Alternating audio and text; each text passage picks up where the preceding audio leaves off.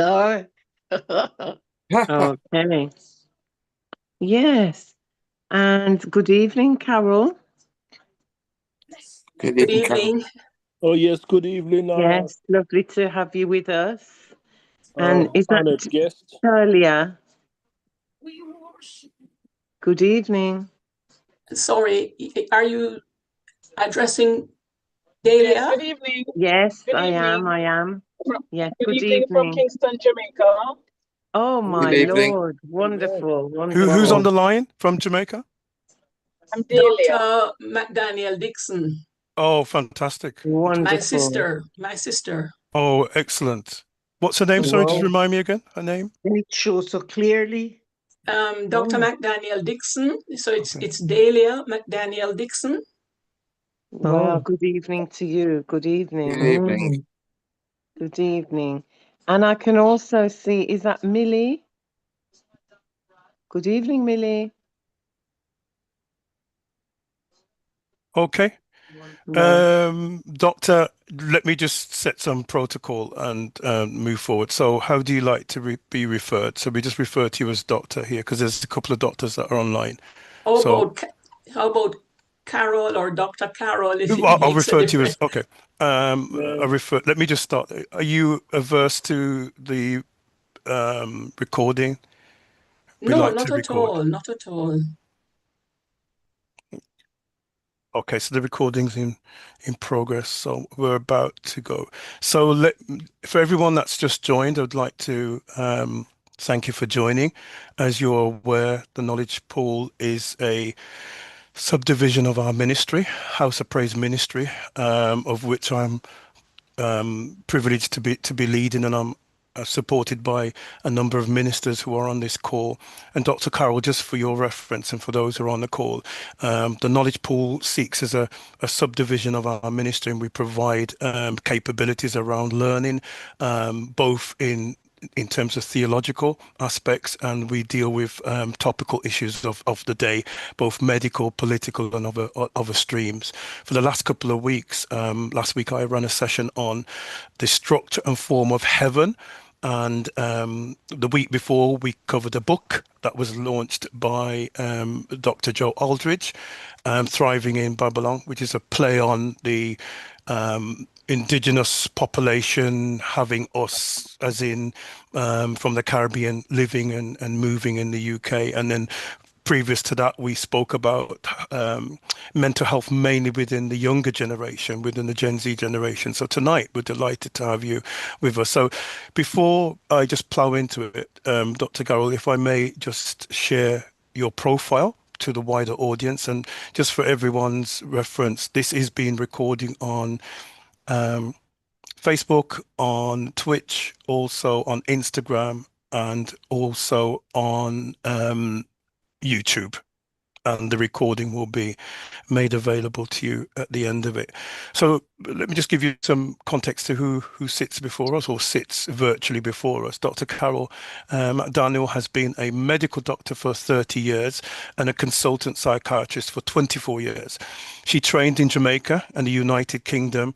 She holds 6 university degrees, which include 2 bachelors, 3 masters, and a doctorate. She worked as a general and forensic psychiatrist in Jamaica, the UK, and Canada. She was a lecturer at the University of the West Indies and the University of Birmingham, which we know very well. My daughter's a graduate from there. She was an assistant professor of Western University while she was a consultant psychiatrist in Canada. She currently works as a consultant psychiatrist in the NHS. And the thing that really sticks out to me, she's a born-again Christian and received into the membership into the church in Jamaica and then Birmingham. She's also a wife and a mother. And so tonight we're delighted that our Dr. Carol will be speaking or addressing the theme separation of children from parents and the long-term impact on mental health. Thank you so much, Pastor, and thank you, pastors and deacons and so on for coming, and everybody else. I want to give a special shout out to my sister who, as you said, she is joining from Jamaica. and my husband is Greetings. also on the online. So as it was stated, that I'm going to speak on parent-child separation and the risk of mental health disorder. The profile picture that I sent to Pastor Campbell, my sister looked at it and said that I looked really like sad and angry, and I didn't know whether anybody would turn up after looking at my picture.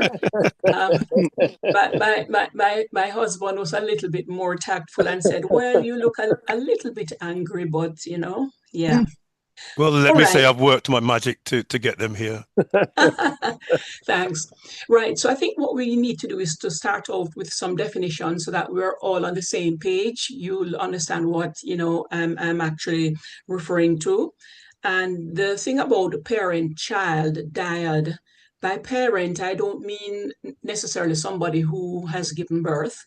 I know people who have adopted children, and I've never seen a love like that, between mother and child or father and child. There are grandparents who have reared children from the day they were born. And so when I refer to parent-child, I'm speaking about a consistent primary care giver. And in terms of a child, I'm referring to persons 16 years or less. I don't know how many people are here who are not from the Caribbean or Caribbean heritage or African heritage, but my talk is mostly directed to those from the Caribbean and to a lesser extent those from the African diaspora. When we talk about parent-child separation, I'm speaking, and it might seem a bit arbitrary, but separation that has occurred for at least 1 year. Now, it might just be as difficult if you have a parent who is separated from the child for, say, 6 months, and they see the child for 1 month, they leave again, and the child sees them 8 months later and all of that. So it's a really arbitrary mark that I'm using because there is always some risk of trauma when there is a parent-child separation. And what I'm really looking at is persons who have experienced separation from their parents in childhood, and then the risk of them having difficulties in adulthood. So I hope that is clear. So up to about 20 years ago, about 20 years ago, the Caribbean exported the greatest percentage of its population abroad. Now I think it's places like, somewhere in Europe, Somalia, Sudan, and so on. But about 20 years ago, we exported so many people from the Caribbean region, and I'm one of those exports as well. And so it is very apt that I should speak about the Caribbean population in particular. Now, why this is important is for you to remember that the Caribbean family is already in crisis, in chaos. 80%, 83% of the children born in Jamaica are born out of wedlock. That is no judgment at all. I'm just telling you what the facts are. And the studies have shown that children born out of wedlock tend not to do as well as those born in wedlock and in a nuclear family setting. And when a parent, a mother especially, decides to leave the child to go abroad, that's the most common issue that we find when the parent needs to migrate to make a better living and so on. With whom are the children left? That is a big question. Now, in my experience, children have been left behind, even from age 2, with an aunt, an uncle, grandparent, next door neighbor, and sometimes they're left with friends or even strangers. Sorry, I'm just going to ask if you could just be polite to our guest speaker, and we could just go on mute. So if you're involved in any activities in the background, just go on mute, and so our doctor can continue speaking. Thank you very much, doctor. Yes, I know there was a friend of mine in Jamaica, and her mother left to work in America, not quite legally, but she went to work in America, and she was left on her own at age 12, meaning left on her own. She reared herself. She went to school, took care of her school uniform, her studies, paid the electric bill, everything. And there was a friend of the family who acted in the place of the mother, for example, when there was like parent-teachers meeting or so on. Interestingly, my friend did very well academically. One of the reasons that she was not able to join her mother for maybe a 12-year period is the fact that so often when the parent goes abroad to work, they are not there legally. And so it can take a decade for them to get the correct papers. Wishing a good weekend night out. I will be every. I will share the lights. Yeah, sorry, Dr. Carol, go ahead. To get the correct papers to file for the child to join them. And sometimes there are children that are simply left behind. The parent might leave and say, okay, listen, stay with grandma and I'll send for you in 5 years. And many times the parent does do good on their promise. Sometimes they do not, and the child never sees them again. I want to tell you a little story about an experience that I had when I worked in the psychiatry department in Jamaica. At that time, I was working in particular in the drug rehab unit. And what happened was that we had an intake of patients, different clinics, and then I would screen the patients to see who would be suitable to come in because it was a residential unit. And there are some persons who were just not suitable to join the program. And so often I sat there on a Monday morning, and this man, like a patient in his 20s, would turn up, and with him was a woman. Then when I started to get the history and so on, the woman would turn out to be his mother, and she would do most of the talking, saying, doctor, we're really working in Florida, and I just come down because my ear say, my son I get enough trouble for several years now, enough trouble. Him a smoke ganja, him a use cocaine, him not act right in him head. So I have to just come down and sort him out, So I would say, well, yes, let's take a history and so on. But then what the mother would say, and this happened over several weeks, the mother would say, well, doctor, see him suitcase here with him closed for stay the next month, but I have to go catch my plane now out of Norman Manley Airport to go back. And by the time I could say, well, that's not how it's done here. She's out through the door. And that scenario played out several times. And I actually started wondering, could there possibly be a connection between a mother bringing her son, usually it's a son, here, and then dashing off to the airport? Is there some connection? And I began to think about that. And then I came across a book called The Barrel Children, written by Claudette Crawford Brown, an established and esteemed social worker in Jamaica. And she studied that scenario that I mentioned, parents leaving to go abroad. And where the term barrel children came from is the fact that when the parent goes abroad, the parent isn't there to give the love, the attention, help with the homework, and so on. So what the children get as a substitute is a huge barrel full of Nike shoes, soap bars, soup, all of, food stuff and goodies. It's a little different these days because usually the money is sent by MoneyGram and so on. It's easier than sending a huge barrel. But the point of the matter is that the name has still stuck, Barrel Child, and there is an entire population of barrel children in the Caribbean. I can certainly speak for Jamaica because that has been my experience. And what Mrs.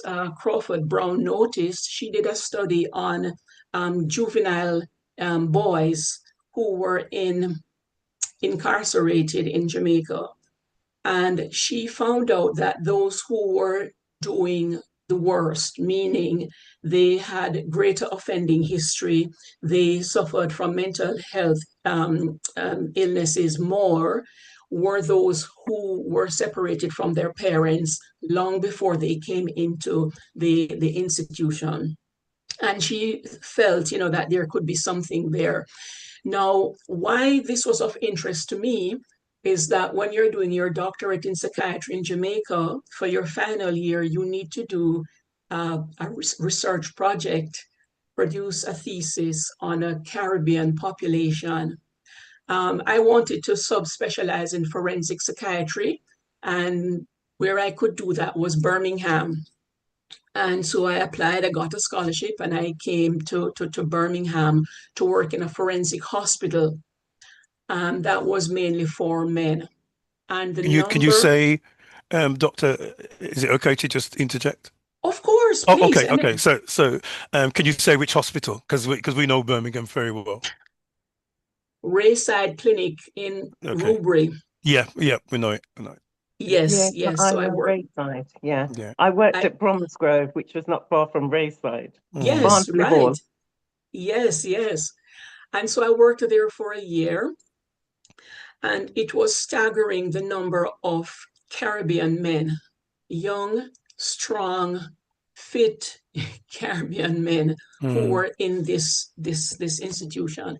And I thought, well, yeah, it's bad for them, but it's good for me because I had this big Caribbean population, a captive audience on whom I could do my research.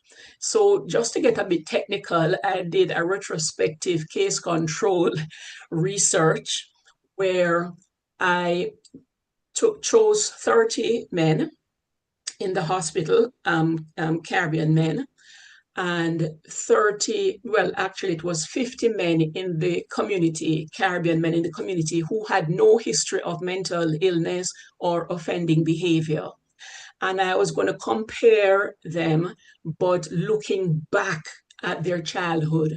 In other words, what is it that made these men end up in a psychiatric hospital and with a history of violence? And what is it that made these other men, who seem to be of a similar background, certainly the same age and so on, not have mental health illness or an offending behavior?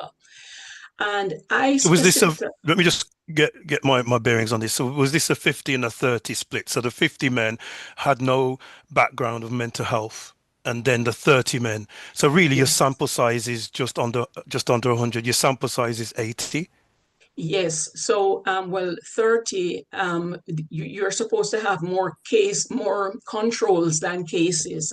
So I deliberately chose 50 control subjects. And so remember, I'm trying to, prove that there's something about the parent-child separation that is creating, that is contributing to this problem. And so I created this questionnaire. I had a pro forma from another, you call it an instrument, to ask specific questions, and got the ethics and consent and all of that. And when I looked at it, like I'd asked the men in the hospital, were you separated from your mother? Were you separated from your father? Were you reared with your mother or your father at some point? When did you come to the UK? And I'd ask the men in the community the same question. And so when I looked at it, I was sure that I would see that the men in the hospital were mostly separated from their parents, and those in the community were not. But that's not what I found at all. I found that the men in the hospital, the patients, had just as much rate of separation from their parents as those in the community. And I felt terrible. I said, this is a catastrophe. I started praying. I was sweating. I said, but, they had a big going away party for me at work, because I was going to go and do this big research and come back with all this new thinking. And, I would end up with nothing new to show. But then I asked the question afterwards, how often did your father keep in touch with you? Many of them said, well, I never even knew my father in the first place. And then I asked, how often did your mother keep in touch with you? And that was the big difference between the two populations, that the persons in hospital and who had offending behavior, they were more likely to not have had much contact with their mother as opposed to those in the community. So, even when I was talking to the men in the community, I was saying, so you didn't grow with your father? And he said, no, I never knew him. And so you missed your mother when she left? Yes, I did. But, she keep in touch with me. And when it was time for graduation, she would call me and congratulate me and make much of me and all of that. And, she kept reminding me that mommy still loves you. Mommy's going to send for you. And I understand how hard it was for her. She really wanted, to me to be with her.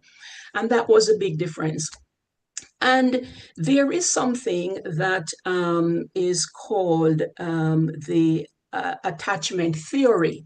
And that is the basis of that was the basis of my study, attachment theory by a psychiatrist called John Bowlby. And not to get too technical, but essentially what it's saying is that if you have a secure attachment with a parent in childhood, then you're more likely to have a secure attachment or secure attachments in adulthood. You're likely to have more socially accepted behavior. You are less likely to have mental health issues and so on. And so that was actually a very important thing on which to base my study. So I spoke about the research that I did in Birmingham and what I found, and a copy of my study is still at the Department of Psychiatry. Yeah, I've seen it. I've looked at your research paper. All right, thank you. Yeah. Thank you. I feel very honored, pleased about that. What I want to do right now is just play for you. It's gonna seem a long time, but it's just about 90 seconds of a secular song. And I hope you can hear it, about 90 seconds of it.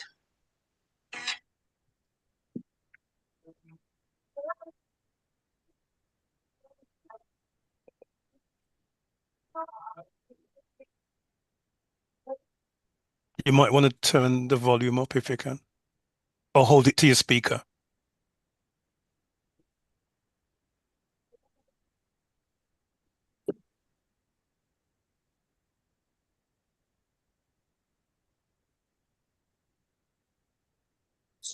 We're not hearing it, Carl. You're not hearing it? No. Nothing at all.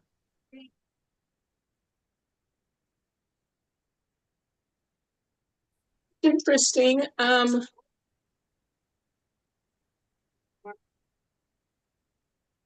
It's actually this song by Paul Simon. Oh, okay. What's the name of it? Yes, Mother and Child? The Mother and Child Reunion. Yes, I know the song, yeah. And I just want to quote a few words from it. I'll put the link in the chat box for everybody so they know. I know the song, but everyone's probably not Yes, as up to date, like with things like it that. says, "No, I would not give you false hope on this strange and mournful day, but the mother and child reunion is only a motion away. Oh, little darling of mine, I can't for the life of me remember a sadder day. I know they say, let it be. It just doesn't work out that way. And the course of a lifetime runs over and over again. Oh, little darling of mine, I just can't believe it's so. Though it seems strange to say, I've never been laid so low in such a mysterious way. And the course of a lifetime runs over and over again." Now, this song is saying the mother and child reunion is only a motion away. But guess what? We have a different take on it from our community, because that reunion is really an ocean away, 5,000 miles, difficult to cross. Even just getting the fare to bring that child over is a huge issue. And sometimes, as I said, it just doesn't happen. Now, the other crisis is when the child who is left behind arrives in the UK, arrives at Heathrow, arrives at Gatwick, arrives at Manchester Airport. And obviously, I wasn't born here, and I came here as an adult. When I listen to my friends who came here as children or as teenagers, many of them, their stories are horrific. They arrive at the airport, they see this mother, they only know her as mother. She looks very different from the picture that they had of her, back in Jamaica. They see lots of kids around her, and then mother will introduce them saying, "Oh, this is your brother, this is your sister," and so on. And it is just a shock. And we would think, oh, it's this great joyful reunion. But studies have shown that it's actually a grief reaction. And for the first time, the child is able to look at the mother, thinking, if not saying it out loud, but thinking, how could you leave me? How could you go on and make another family? You have gone on with your life and forgotten me. You left me with my grandmother, and now you have torn me away from her. How dare you? We know of a case, my sister knows of a case where a young man, he's about 20. How old is he, Delia, the person who works for you? He's actually 35 years old now, Oh my goodness, so much of his life Time flies. Yeah, so much of his life has gone. But so my sister is a registered pharmacist and a doctorate in public health.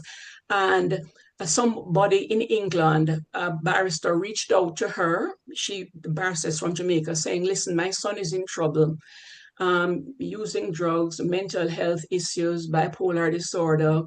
And he has stopped and started his education several times, went to university, dropped out, went to pharmacy school, did 3 years or 4, dropped out again, using drugs and so Sorry, on." Carol. Sorry, we're talking about another person, a different person. This person you are talking about now is 24. Right, that's what I thought. That's what I thought. Thinking of Chavez. Sorry. Yes, it's a matter. Well, you see, there are so many cases like that. For a minute you had me thinking that this psychiatrist was going mad. But yes, so what happened was that this barrister had the child, her son, when she herself was a teenager. She reared him for about 5 years, and they had a very loving. She then realized, well, life is hard here. I'm not getting ahead. I really need to go abroad and better myself. And the child is holding me back. So she said to her sister, "Please, could you look after him for me, and I'll send for him?" The sister said, "Fine." Mother left. The boy was traumatized. By the time he was 12, I mean, he formed such a good attachment to his aunt. The aunt said, life is really not treating me right, you know. I have to go and earn a bread in America. So she said to their mother, no, could you look after him? And the grandmother said, yes. So the next important attachment that he had in life, maybe even more than the attachment he had with his mother, that person was torn away from him. He's with the grandmother. Grandmother is not necessarily the most loving person and so on. In his mind, there is chaos, confusion, anger, sadness, everything going on at that time. He did very, very well in his A levels, and then he started just going down, down, down, and down. He also doesn't have much insight, doesn't want to take his medication, and so on. My sister and I came up with a plan that she would employ him because he isn't employed, that she would employ him as her pharmacy assistant, but he'd have to make a contract to say, yes, I will have my injections every month, and I allow you to have my psychiatrist confirm every month that she gives an injection. And he's doing swimmingly well. He's doing very, very well. That situation, believe it or not, is one of the better outcomes for persons who have been separated from their loved ones. You know, and the stories go on and on. The friends that I have here, Caribbean friends, Jamaican friends, there is a big difference I have found with those who were barrel children and came, let's say, when they were 12, as opposed to those who were born here of the same mother. Mm-hmm. The ones who were born here almost always have a much stronger relationship, a much stronger attachment to their parents, to the mother in particular, as opposed to the one who was brought along. One of the things that I know, because I've heard the story over and over again, is the resentment by the child, the barrel child who joins. Because guess what? When the children who were born here get to a certain stage, it's as if the mother is just waiting for the barrel child to get to a certain age, maybe 13, 14, that they can come and help to look after the younger ones so that the mother can go and work 2 and 3 jobs and so on. So I have 2 friends. I met them in Jamaica, but they were both born here. And the barrel child, their older brother, was sent for to come. And it so happens that he became, I think, a dustbin man. That's a honest living. And they became, one of them a barrister and the other one a medical doctor, consultant pediatrician. And to this day, he remains bitter that I had the same brain like them. I could have done just like them or better than them. But instead of looking after me and helping me with my homework, they had me leaving school early to go pick them up, carry them back, look after their dinner, everything, look after their clothes, and look what me come to. And so even to his age of 70, he remains angry and resentful. And he's actually taking it out on his sisters, who they were the innocent ones in all of this. My husband, his aunt died at 104 years old just recently in London, and we went to the funeral, and the following day we took the daughters to a meal, and the one who was left behind, the barrel child, spoke bitterly about the mother who died. She went through decades of counseling. She she confronted her mother, who said, well, look, what else could I have done? I wanted to send for you, but the man that I married said, him no man, no man pick me. And so she was left back in Jamaica for a while before she was able to go to Canada. Not going to spend much longer, maybe just another 5 minutes. I want to say in terms of addressing, how do we address all of this? Is it enough to just talk about the problem? Now, for one thing, for persons with mental health disorders, it's easy to say, listen, let's prescribe a tablet, take it and, stick to the tablets and, you'll remain stable. But in situations like these, where there is a fracture of the bond from an early age, there is almost certain to be personality difficulties. So many of them come up with personality disorders, psychopathic disorders, like the men in the forensic system. The women are more likely to have like depression and anxiety. But as you know, in the UK, the Caribbean men, Black men in general, have three times the risk of a white British man to have a psychotic illness. And so there's something going on there. It cannot just be the pigment of the skin.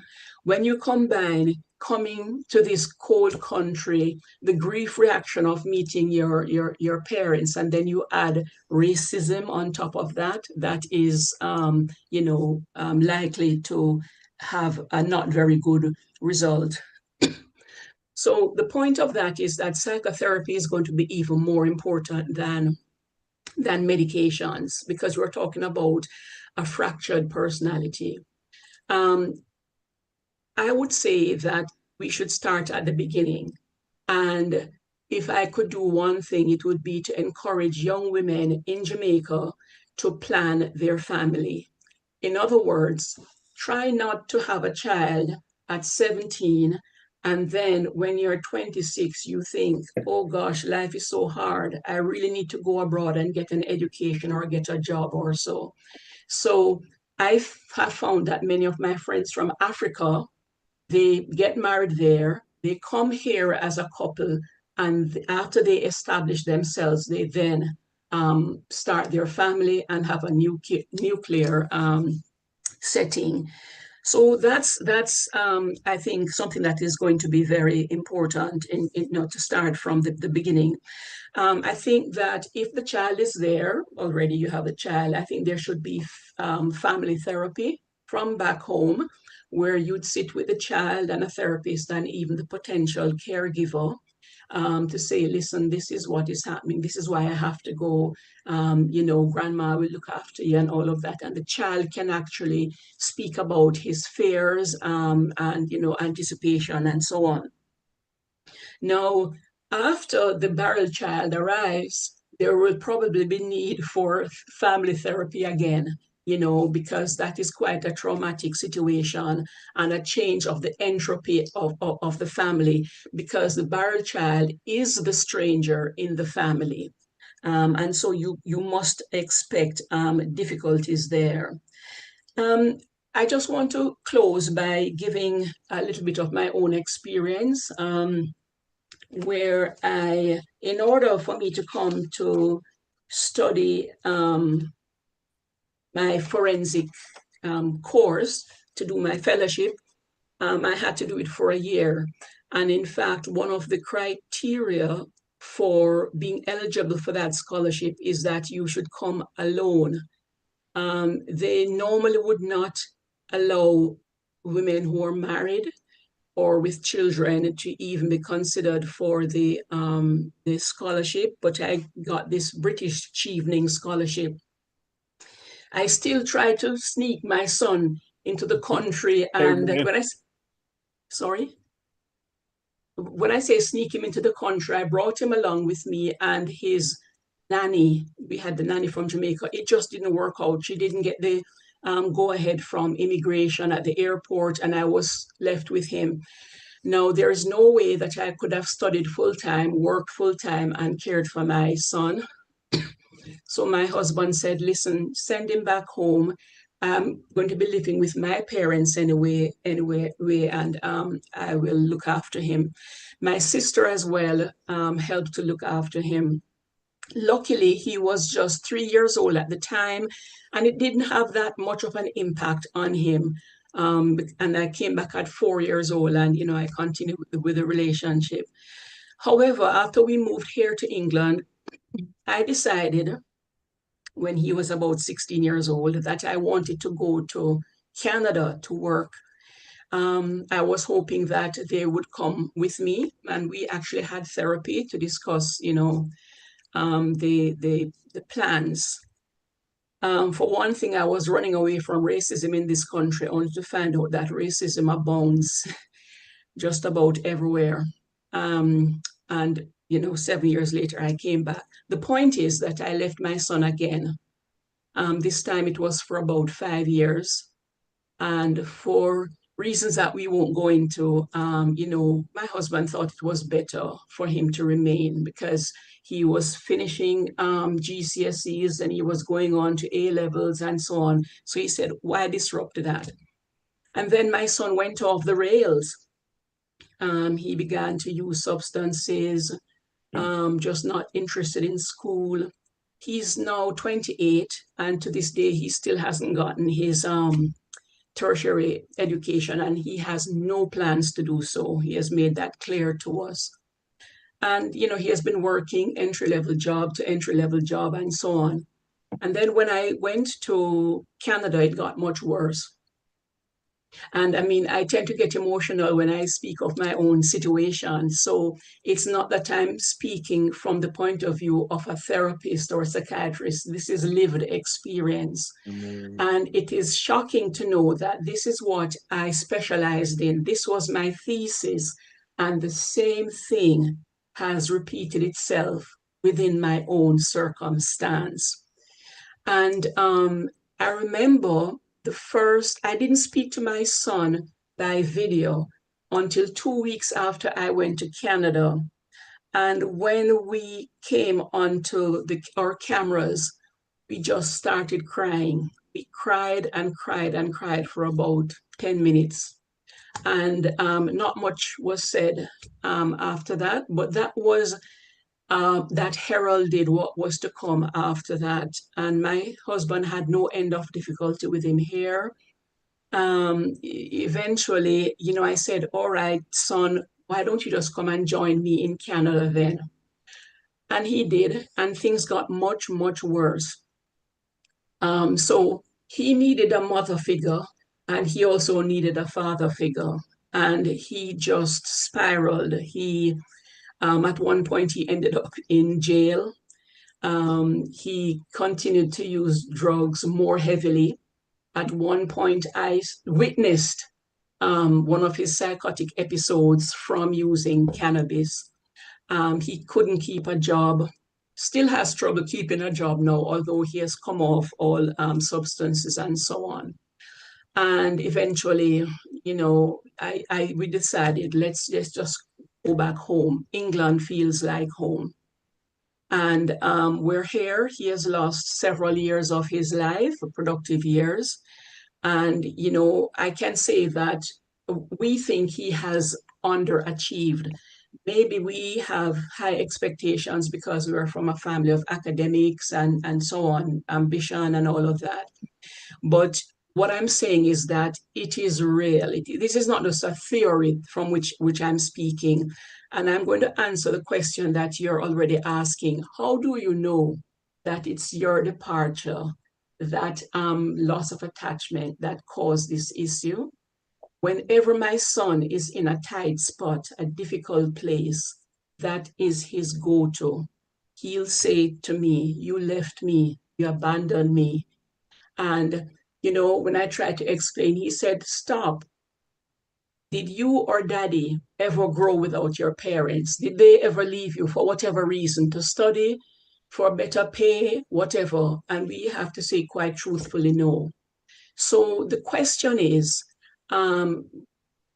it worth it? Was it worth it for me? Is it worth it for all the mothers who have traveled abroad, leaving their children behind? That is something for our discussion. And, I'd really love to get some feedback from you, your thoughts, your questions, and so on. Unfortunately, I've spoken much too long. I think it's supposed to be an hour, so maybe we only have 15 minutes left. I don't know. No, thank you very much, Dr. Carol, you've spoken quite candidly and also very transparently and shared your inner feelings. And I can only understand being someone who's academic and then having this kind of rigor and discipline in your life with a subject matter, and then to have this much closer to home, not working the way that you would obviously account an individual. So, but these are the modalities, these are the structures and the forms of life that happens, and you cannot navigate a path for on the behalf of your siblings or your son. So, we thank you for sharing that very much. So, and thank you for openness. I'm going to open the floor because I don't want to be guilty of just bombarding you because I have a plethora of questions that I could share with you, but I'm gonna allow everyone else to just speak. I think there was one couple of questions in the chat box, so we covered those stuff. I think when you did your research, the question was asking the groups, the age of the groups. Were there a specific age group that you looked at? I think that's one question. Yes, adult males. And if you think about it, it could be any age, but it was certainly adults because they would be matched with the control. So even if the man in the hospital was 50 years old, I'd find a 50-year-old man to make sure that it balanced out. That's But good. most of the men were, in fact, in their 20s. In the 20s. Okay. Yes. There was more of a comment rather than a question. Somebody made a comment saying the children that come over as in coming from the Caribbean feel like a third wheel. So rather like a tricycle, if we want to put it that way. So that was a comment, and I presume that's factual from someone. So that's covered off everything in the chat box. So now it's open to a couple of everyone to, and we have a plethora of people. Just so you're aware, Dr. Carroll, we have people who are born in the UK. I was born in the UK, and a number of people here. Some people are born in probably Africa, parts of Africa. Some people are born in the Caribbean and other parts. So we have a mixed bag of structures or ethnicities here or backgrounds. So open for everyone. Let me not steal anyone's thunder. Please, everyone, just unmute and then just ask your question. And if you can't ask the questions, I can gladly continue with my questions. Am I going to see the faces? I have asked for people to unmute, and this is one of the things that well, it's I can't allow. Optional. Yeah, I mean it's optional. It's optional. So yeah, down to everyone to just ask your question, please. Well, it's not, hi, good night. My name is Leonie. I'm one of the one of the missionaries. I'm a missionary at House of Praise Ministry. Good night to you, Dr. Carol. I think with parents coming over from Jamaica to come here, I think most of all, the reason why, as for me, I wasn't born here. I was born in Jamaica and I came here in my early 20s. But when I was in Jamaica, I had my daughter. She was born where I had her when I was 17. So when I migrate here, I left her in Jamaica, and she lives with my mom.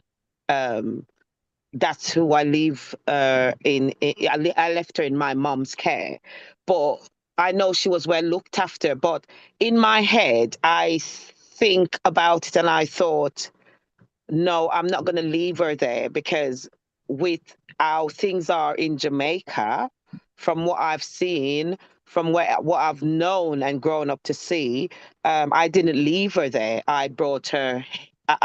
The same year I came here, I sent for her here, and I said, whatever struggles I'm going to go through, I want her to go through the struggles with me. And I think with the question that was sent about being a third wheel, I think I've seen where sometimes kids came over, and because when the kids come over, the mom had other kids, and because they're from Jamaica, I think they feel like they are a third wheel, or they maybe feel like they are left out not being involved as being a mom, and they don't know the mom as much as the kids who was born in the UK, you know, is. And I think that probably kind of put a kind of bit of trauma onto them, where they just feel like they are a third wheel in the family, and they don't really feel loved or feel that they're treated the same as the other kids. Exactly. Yeah. I can only endorse what you've said, and it is understandable that they would have a different relationship with the mother, because the mother would have had these kids from birth, and they were never separated, the ones that were born in England. So you know, happily for you, your daughter was able to join you very soon after. But as I said, you know, sometimes there's like a 13-year gap, and you know, they're strangers by the time they reconnect. And I kind of get you, because when my daughter came here, she was 9. So when I decided to have another child, she was 11. So, Yes. and I think she loves her brother to bits, but I think there's still that resentment where she thinks, oh, I love him more than her, and but it's not the case. It's never the case. It's never the case. And I tried to say to her, I love you just the same as I love your brother. And that's why I make sure that you are here. You were with me from the get-go. I never leave you out in Jamaica. You are here with me. I brought you here through the struggles, and that's in my head. That's why I want her here to you know, to feel what I feel, and to know that mommy loves her as Well, much as I love yeah. her brother, you know. Well, But you know, kids are kids, isn't it? So praise God. That actually sounds like one of the success stories. You know, not everybody's story is like that. that's Thank, true. That's true. That's true. That's thank true. you. Yeah. No problem. I don't know if I might be able to come in at this stage, Dr. Patrick. Yeah, please go for it, Doctor. Already, I was waiting for you to make your appearance. Yes, I commend the doctor for her presentation. She's made it real, and mentioned some real life experience, which is very good. I myself have done some research on the achievement, the divergence in achievement rate between those Afro-Caribbean children who were born here, particularly Afro-Caribbean who were born here, and those the Barry siblings who came after them. And I have found that along with the culture shock and the racism that they have found themselves immersed in, there is a sort of, and the parents do not appear to be conscious of the pernicious effect that this has on the children, because there's a sort of superiority complex where the ones born here are concerned. They tend to be regarded as being more equal than their burial siblings. And consequence of that, I have found, I think this is probably counter to what the doctor has found herself. I have found that as a consequence of that superiority complex, that entitlement complex, that idea that we are more equal than you because we were born here, there's a degree of underachievement. What some of these who were born here and are more equal could achieve, they have not achieved financially, academically, and socially. And I don't know whether the doctor has any suggestion as to how do we educate people to break this sort of vicious cycle? Because there's a whole raft of our diaspora offsprings who are underachieving simply because they have that complex of greater equality and being more equal because they were born here. Academically, they don't perform as well as they should. Financially, they don't perform as well as they should. Yes. So I spoke about the first generation persons coming here, meaning, people who migrate and then they send for the barrel child. Believe it or not, I mean, the barrel child has issues and, certain issues with the personality and with mental health and so on. But they're not the worst, The worst ones are those who are the children of the barrel children. Because the barrel child who is left behind and who is grown with the grandmother, the neighbor, the uncle, whoever, sometimes as a friend, that child, that barrel child, has never been parented. In many cases, never been parented. How do you become a parent if you have never been taught how to parent? And so they come across as a barrel child, and then they're thrown into this whole environment. And when they have their children, then everything just goes to pieces at that point. And the other thing is that despite the problems of the barrel child, if you come here at, say, age 15 or even age 20, you would have had a certain sense of confidence in who you are and in your skin. Yep. As opposed to somebody who came here at a younger age or who was born here. So my son who came here at 6, he knows he's Black. He looks in the mirror, he sees a Black person. I look in the mirror, I don't see a Black person. I just see somebody who, I don't know, has wrinkles and, hair won't comb and whatever not. And the three of us will go into a room, my husband, myself, and he will go into a room. And he will be the one who will tell us half an hour later that we are the only Black people here. And then we'll say, oh, really? And so we don't see ourselves as being any different, than the rest of the population. And he actually feels, I think, inferior to the average white person. And his own life tells the story as well, that his whole focus and concept and ideals are so very different from ours. So I can only, agree with what you have said. And, there are certain nuances that every story is different. The person who spoke earlier on told me what I think is definitely a success story. So, it's not one size fits all.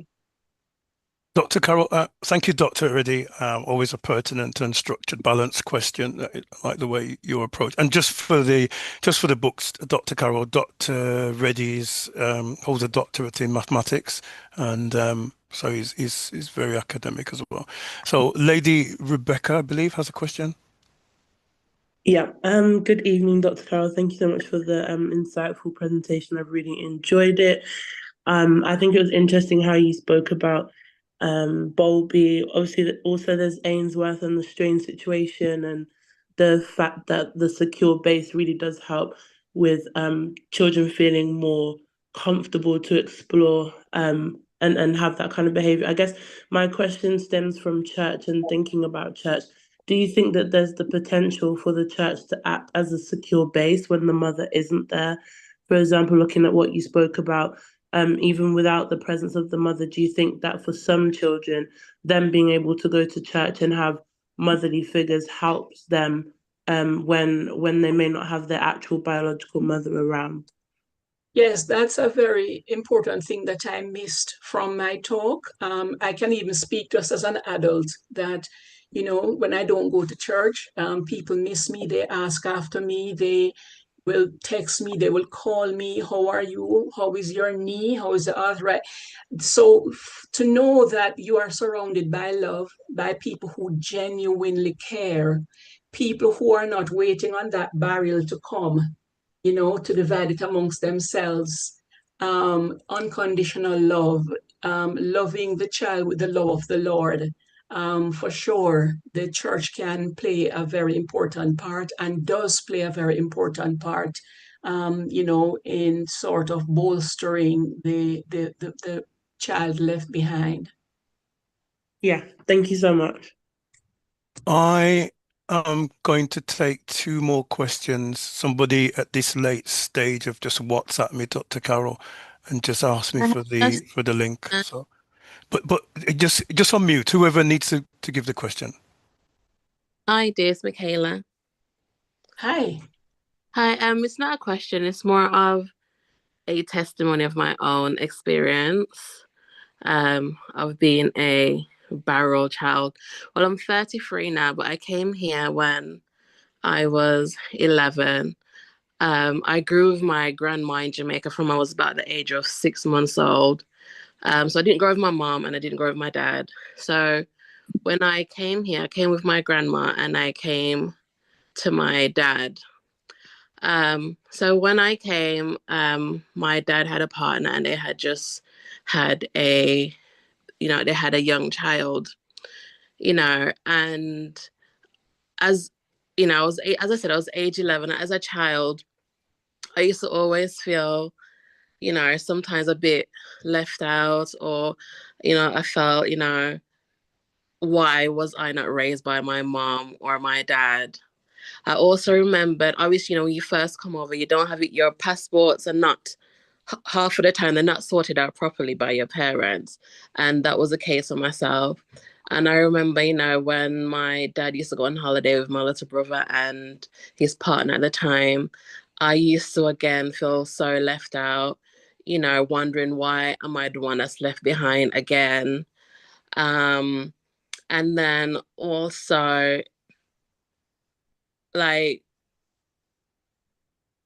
so again, growing with my dad. So my dad, he's a very hard worker. He works very hard to provide for his family and whatnot.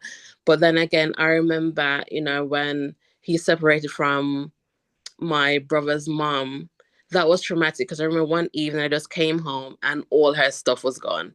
And I was the one to tell my dad that, the lady had gone. So again, that was very traumatic for me again.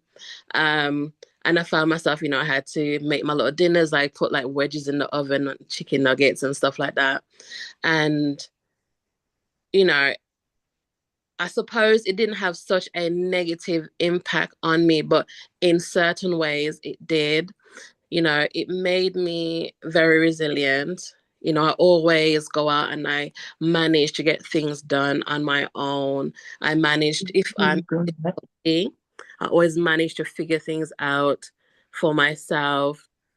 And it made me very determined to always get whatever it is in life that I want. But, I can say that as a child, not being raised by both moms and dad, it does have a sometimes negative impact on a child where you might go out on the road searching for comfort in your friends, in their parents, in anyone that you can find that comfort in because you didn't manage to get it from your own parents. And then as a young adult, I was a bit resentful towards my dad because I always felt as if he didn't do enough for me growing up and I could have turned out better. But I have done well for myself, which I did on my own.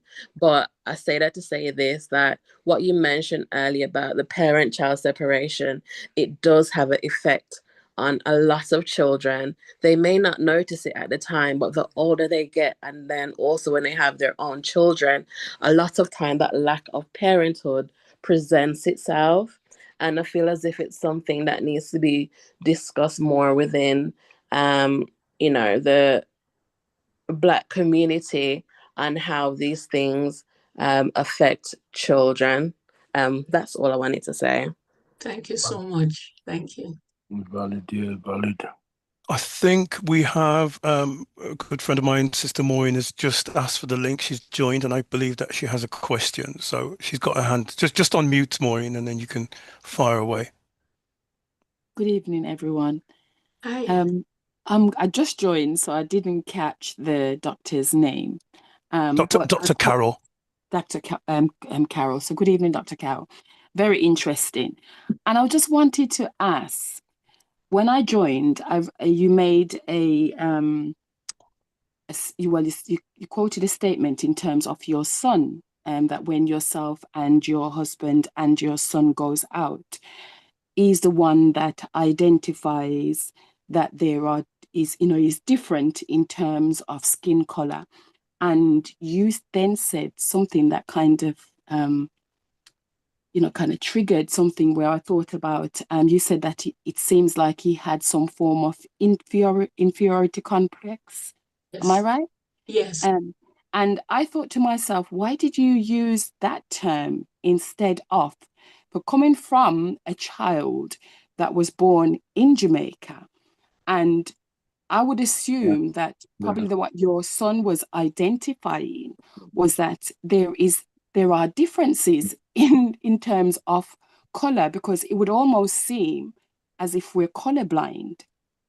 And I think, if you think about being born in the Caribbean, you don't automatically see a lot of white people at that time when he was born, from what I gathered. So, like in his circle wouldn't necessarily be like how it's here. It's multicultural. You go to school and you see you've got white friends, etc., etc. I was just interested why you use the term that he had that complex, rather than he was able to recognize that there are differences in terms of color, ethnicity, etc. Yeah, my son is quite an enigma. You'll probably have to meet him to understand. When he came here, we sent him to this private school. I think it's called public school here. And he was like one of maybe 4 Black kids in the whole school. And the first day that he went to school and came back home, he said to me, "Mommy," and this was age 6. He said, "Mommy, I'd like to have like the kind of whitish hair, blonde they call it, and blue eyes. Mommy, that's what I want. I can get that." And what I did, I made sure that weekend to drive around and find a Black church for him to go to. So it could be his personality. I don't know. I thought that we reared him to be proud of himself, to think positively, to be confident, blah, blah, blah. But he speaks of himself or his Blackness in a negative way. He has only had white girlfriends. So I don't know how to answer that question. And who knows, Maureen, maybe with us putting a negative connotation to it, maybe that's a part of the problem as well, but I've never heard him speak, or rarely have I heard him speak positively about his Blackness. And I think, if I could just add something to that, I understand that concepts in terms of we have, because I work within education system, and we note that there's a lot of students who go to predominantly white schools. And when I say that, my daughter initially, she went to a private school, and I'm sure there's a number of other young ladies and that on here that went to those particular school where it's predominantly white. And so they kind of have their identities a bit confusing initially, I believe, in terms of hair and skin tone and their features, etc. But I do think after a while, from experience, they tend to find themselves, if that makes sense. Because they then leave those particular institutions and then go into the real world, where the real world actually forces them to kind of identify to their true self. And whether or not they then go back, and as you said, your son tend to date white girls, but maybe that's what he prefers, rather than necessarily because they're white and that's why, or something else. Maybe it is his preference, to be honest. Yeah. The other thing to remember, Maureen, is that girls tend to be far more resilient than boys. I found them to be more mature. My son is 28, going on maybe 18 or 19, you know, so a lot of it has to do with characteristics, personality mix, all of that is in it. We are quite complex beings. But yes, I take on board what you've said. Okay, thank you so much, Maureen, and thank you for the response, dear doctor. We have one more question, and then I'm going to close it because I'm conscious that we've got so many people online. So just one more question. Yes, I would like to ask something, Dr. Carol. My name's Sue. Yes, I'm absolutely delighted and privileged to have listened to you this evening and the way that you've shared your experience in psychiatry. I just wanted to say that I have worked in psychiatry for 6 years. As a registered mental health nurse many years ago. When you talked about Rayside, I could picture it as we used to send a lot of our patients from Barnsley Hall to Rayside. Just a bit of background there. But I wanted to say two things. Firstly was about the mothers. I don't know if you could point me to any research that has been done on the mothers in this situation where their children have been left. We talk about the children and the effects that it's had on the children, but I just wondered, has there been any research or pending research that you know of around the mothers? I have seen, I can't quote the chapter and verse now, but I can certainly, through Pastor Campbell, let you have my email address and so on, so I can put that on to you. Yes, it definitely has had a negative effect. I've lived with guilt for the past 25 years, so you know, it does have an effect on the mother as well. Yes, if you could do that, I'd be so grateful because I would love to read around that. But the other thing I wanted to say, in your experience of psychiatry, I know sort of 20, 30 years ago, Black men, young men that were being brought into the old type of asylums, they were treated very much with medication, chemical straitjackets, and often you would have seen that they look like zombies, some of them walking around because of the medication. I just wondered that currently, I would imagine there's a lot of therapies that go on alongside medication. But yeah, I'll tell you this. I'm sorry to cut you, Pastor. That research was done. I don't have I can't quote the journal or so, but research has been done where you have like black men and black men and white men on a ward, a psychiatric ward, and they took a poll from the white staff asking them, which patients do you think are more violent? And they say the Black patients. Even though when you look at the actual numbers, you count it up, it's not so. It was equal. They asked the Black staff, who do they think are more violent? And the Black staff said the Black patients. Even though there was no evidence, no objective evidence for that. So whether we have been brainwashed ourselves, I don't know the answer, but I can only, I'm just reporting what the studies have shown. And so I think that it has been shown that the men are more easily given chemical restraint, so to say. Yes. When it comes on to like a lot of the therapy, they're not given as much of that as, say, the white counterparts. I have intimate knowledge of perinatal psychiatry, and every study shows in England that the Black women in labor get far less painkillers than the white patients. They just think Black women can bear the pain. Bear the pain, yes. So yeah, so I agree. So that is actually institutional racism. It certainly think about is. it, it It is. certainly is. I think that I would Yes, I was saying I would love to meet you actually because there's so much to talk about. You've unraveled so much there.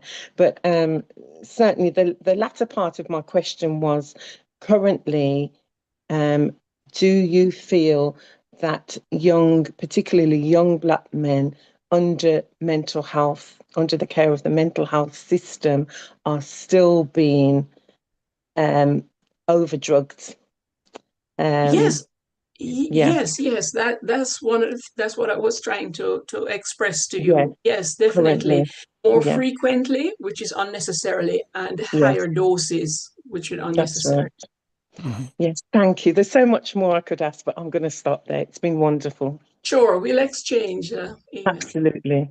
Thank you, Pastor Susan. I said I would finish off there. I think somebody just asked another question. I'm getting lots of positive feedbacks. Sandra's on the line. I think she holds the last question. Sandra, if you want to unmute, or Sandra, I think that's the one. If not, then we'll just close off. If you want to unmute, Sandra, because you had a question, you had your thumbs up. Okay, that's not going to happen. Let me just ask you one thing, Doctor. Very insightful, very, very informative. The ministry that we have, we're looking at the whole person. So we're not just diving deep into theology and just having an argument about do we baptize in the name of the Father, the Son, and the Holy Spirit. You know, we leave that to the experienced theologians. But what we're looking at in our ministry is the whole person. So we cover the spiritual, we cover the social, we cover the mind, and how we can move forward as a people of purpose and be the head in the country and where we reside. So this kind of presentation is extremely impactful for us. And I think I have one more question that's going to coming from my good friend Bishop Allen. I hope I've got it right, sir. Bishop Allen. Yes, sir. Brilliant. Go for it, sir. Right. I'm honored to listen to the presentation. It's an excellent presentation. Just to draw two clarification there, and then one other thing I was listening to about talking about parents in a whole. Let's give an example. I come from a parent background in which my father and mother, grew up with my father and mother. But when I look back today, I can say I was a spoiled child. I do everything that is wrong as a young boy growing up, involved in drugs and all this kind of stuff. But it wasn't because of peer pressure. It's simply because sometimes parents on a whole, we seem to give our kids gifts, but not love. So I was getting gifts, but not love. And so we go to the extreme sometimes to get love.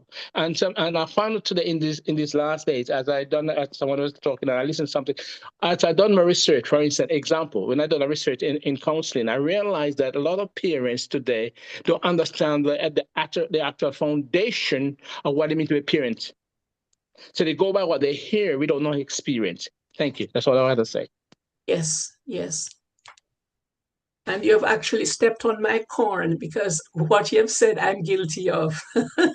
So I agree with you 100%, for sure. Amen. Thank you. Amen. I have a comment in the chat box, which I'll just read and then I'll close off. So I think this comes from Dr. Reddy. The practice of seeking validation and selfhood by always seeking out a life partner from the other in terms of race is a legacy of our colonial past, colorism, and seeking white as more equal. It is a major paralysis where the advancement of our race people is concerned. So that's certainly true. And I think, so we've covered everything. Doctor, I would sincerely like to thank you so much for your time, and highly experienced and informative presenter. And the one thing I like about you as well is that you haven't charged me. Because I just could not afford your rate. Because if you were to show me your rate card, I know we could not afford this hour presentation. So we are completely overwhelmed. And also, I think you've really touched a lot of our structures, in terms of our history. Now, mine is totally different. I was born here, when I was head prefect of my school. I went to university, did A-levels, did a degree, all these various things. Not everybody has that background. So kind of giving this kind of holistic background, and interesting enough, which I'll just ask you anyway. Bowlby's study was in 1944. Right? Some of the research that he did way back when, and it's not recent. So, and I started to look at some other theories. There's research that's coming out even this year. So, is there any pertinent research? I'm not going to put you on the spot, but any pertinent research that you probably could share with us about attachment theory, that would be useful. Not to answer now, but just to share with us at another time with an email. Well, yes. Well, the book by Barrel Children by Claudette Crawford Brown, that is still dated now, because I guess that would be in the 1990s. But the point is, she took that, she drew that out, she drew on that to do her research on these Black boys in the system in Jamaica. So, I think she also showed that it applies throughout the ages, across races, across nationality, and so on. But yes, I'll definitely look at more recent studies on that too.